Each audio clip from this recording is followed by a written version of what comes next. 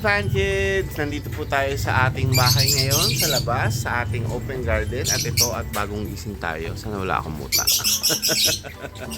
Anyway, so ayan, puffy pa ang ating mga eyes. Pero, excited kasi ako na ipakita sa inyo yung naririnig nyo ngayon.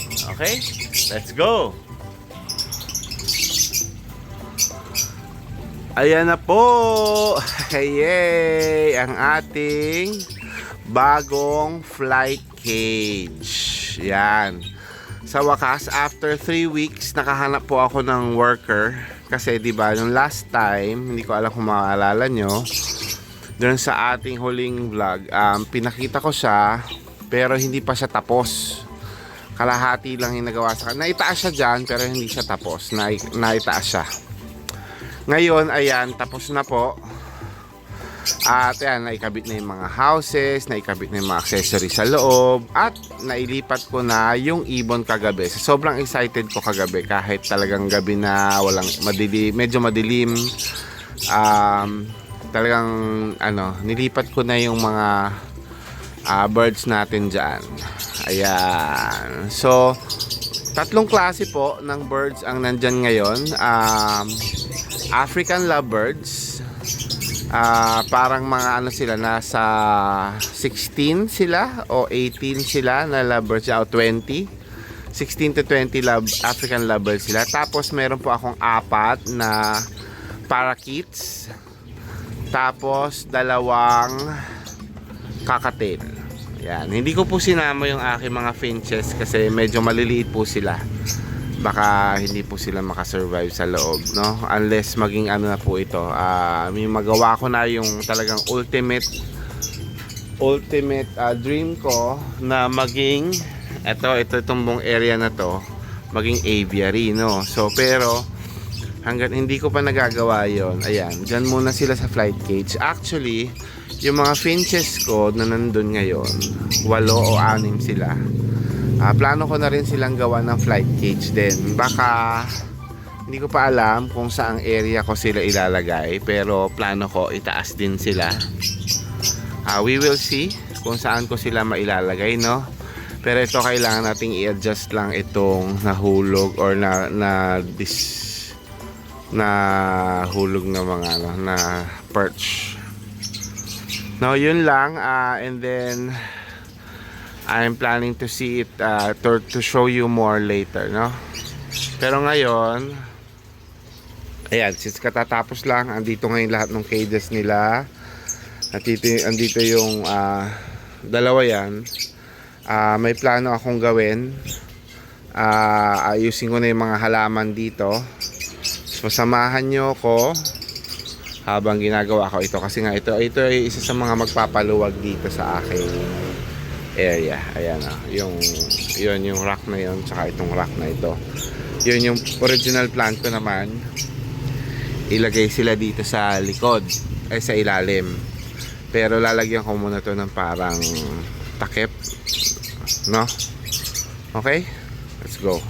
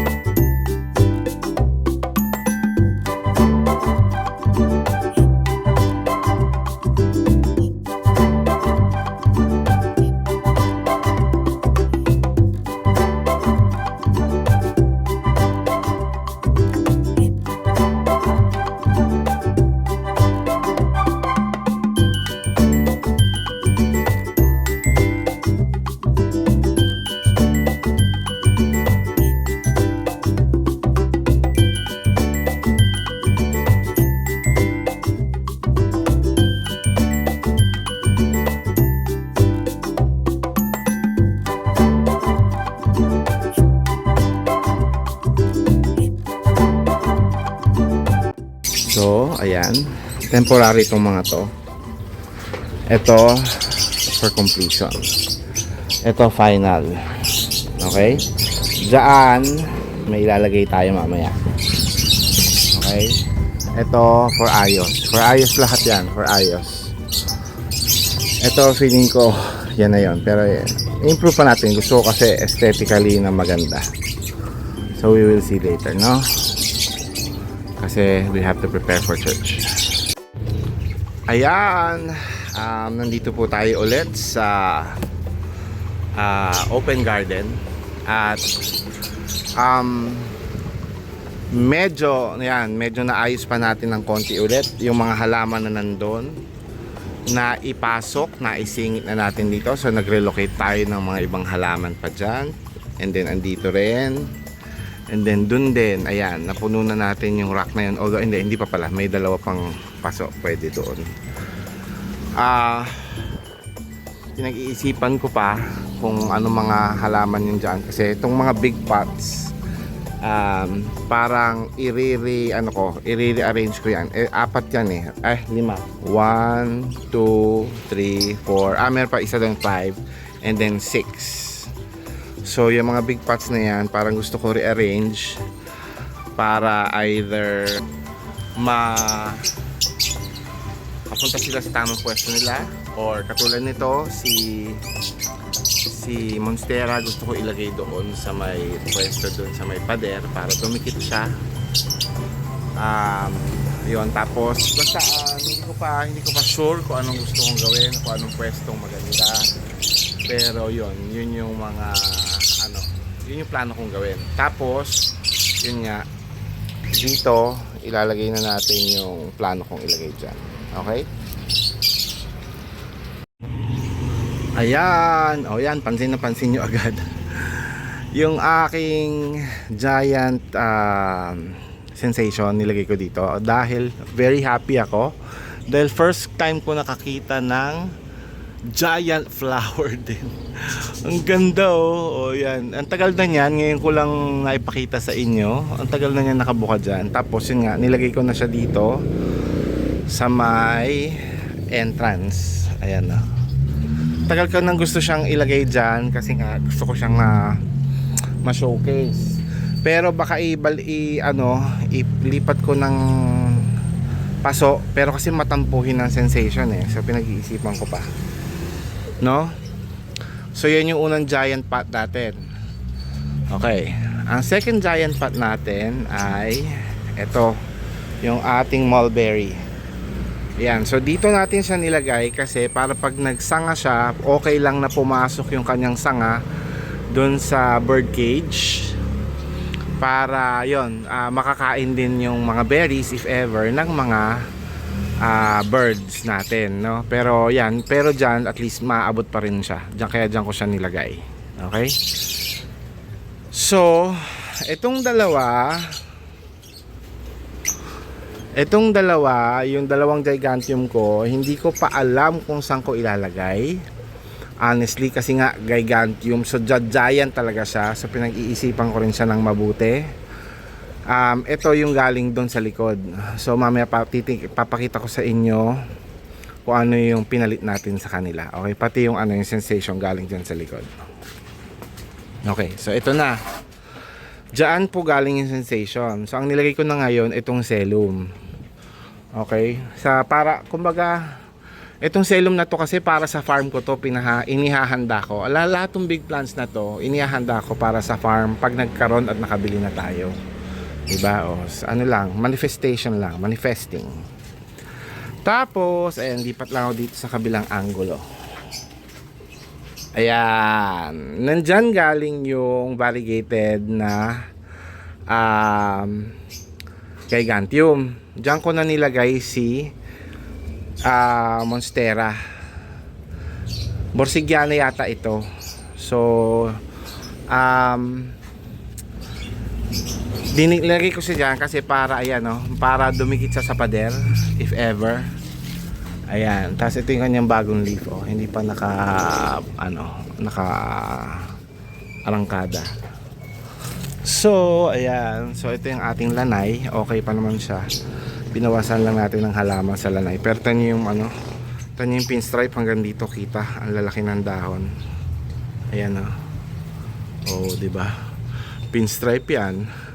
Ang lalaki ng dahon, no? Ayan Anyway, So ayan, so far yung ating mga kalateya na wala ng laman dati, ayan, nabuhay na sila lahat ulit. So alam na natin na ang kalateya ay parang kalejum, huwag lang gagalawin at magkakaroon ulit sila ng buhay, no. Tas ito yung mga nandiyan, actually may mga pwesto pa dyan na hindi ko pa nalalagyan, pwede pa natin singitan, hindi ko pa lang talaga nilalagyan, no. Tapos ito naman ganun din, ang begonia natin nagkakadahon na ulit. So tiis-tiis lang, intay-intay lang, at talagang tutubo ulit siya. Ayan. As yung mga medyo papuno, yun yung nilagay natin sa taas, although pinag-iisipan ko pa yan kung paano pa natin naayusin. Okay? Yan, so ngayon ito na ang tatabahuin natin. Ayan, nakikita niyo ba yan? Ayan na ang last edition, last part dito sa episode na ito. Hindi ko na pinakita sa inyo kung paano ko ginawa dahil apakahirap. Dahil nga tinanggalan ko ng lupa, tinanggal ko yung mga gamit, tapos binaba ko yan. Although nagpatulong ako konti, pero majority sa akin na yung weight. Syempre mabigat din, kahoy din yan eh. So naibaba natin from the terrace garden. So nandito na siya sa baba kasi nga medyo maluwag na dito. Tingnan niyo.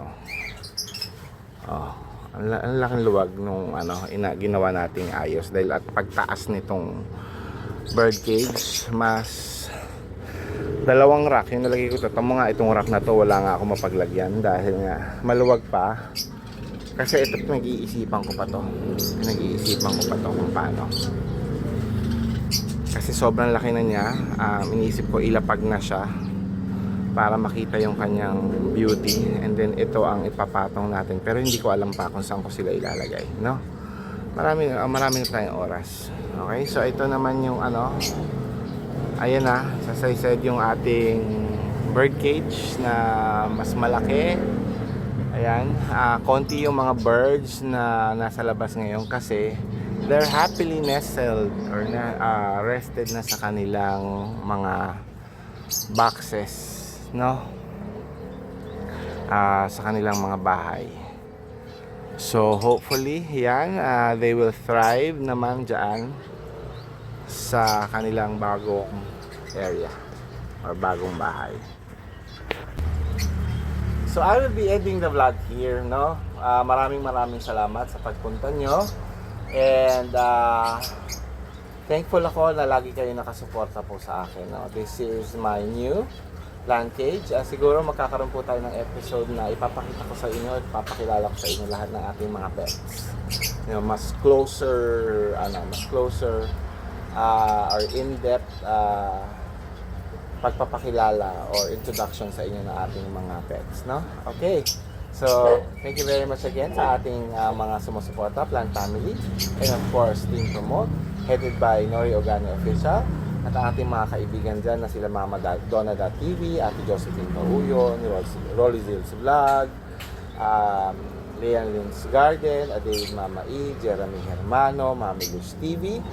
Nandyan din po sila Daisy Succulent Davao, yung Channel, Shining G, Chumasina, Scorpisty Vlogs, Primitive Palzor, at marami pang iba, no? Laging nakasuporta dyan sa akin. Okay?